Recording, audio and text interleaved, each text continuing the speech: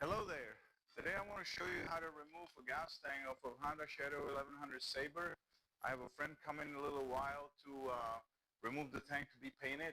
So I figured it's a good way to show how to take it off and mainly how to empty it when you're home in your garage. So I'll make it easier for you when you have this job coming. So stay tuned. So first we got 3 bolts for the seat. There's one in the back and one on each side.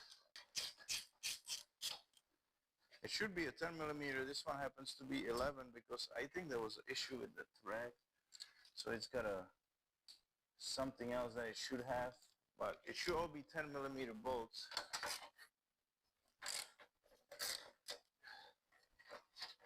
Many times these side bolts are not there. So once you take the back one off, it just comes right off. Then we got some hoses. There's one on this side, which is just the overflow line.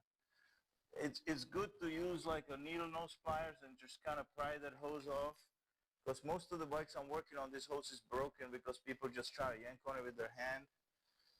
The other one is over here. So we have a little issue here with the petcock. So I'm hoping we're going to be able to turn it off. This petcock has been giving us trouble. But because if I don't shut it off, I'm going to make a mess. So I'm going to wait with that. And first I'm going to take all the bolts off that I need to take off. You got just 2 bolts that are holding the gas tank on. It's a front one. It's 8 millimeter. I recommend taking this spacer off so you don't lose it. And then the 12 millimeter in the back. Again, I don't know how original and well put together your bike is, but a lot of times you might not have the original stuff here, but it should look like this. Spacer washer. Take that off. Don't take it out with this because it's going to fall on the floor. You're going to lose it. So now the gas tank is basically ready to come off with the exception of this hose. So because that petcock is being bad, I'm going to again use the needle nose to pry this off. But then I'm going to do my best to cover it up with the finger, because I got my bucket ready here, because the way you want to take this off and drain it is into a bucket. So I'm going to, since this Boss thing is going to the paint shop, and even with any other one, I would do the same thing in the beginning. Just dump it upside down. They'll get a lot of it out.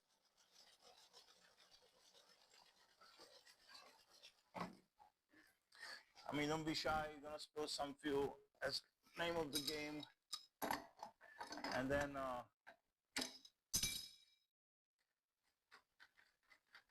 we're gonna get this off and try to drain the rest of it.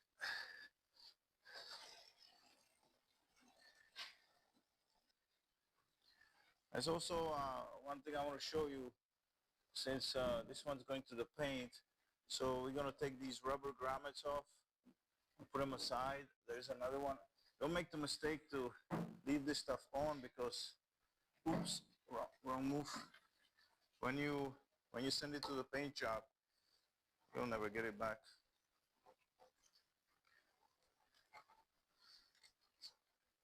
So if you're getting your stuff done by somebody, it's always kind of your responsibility to get the stuff stripped down.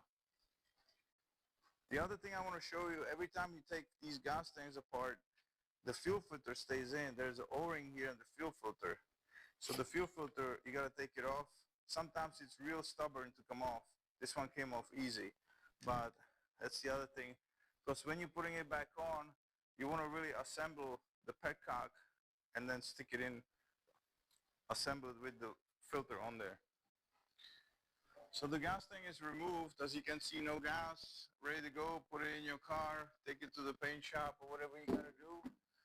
The last thing is get rid of this gas that I got in the bucket. So I just use a big funnel and slowly pour it into a gas can so I can close it and keep it safe.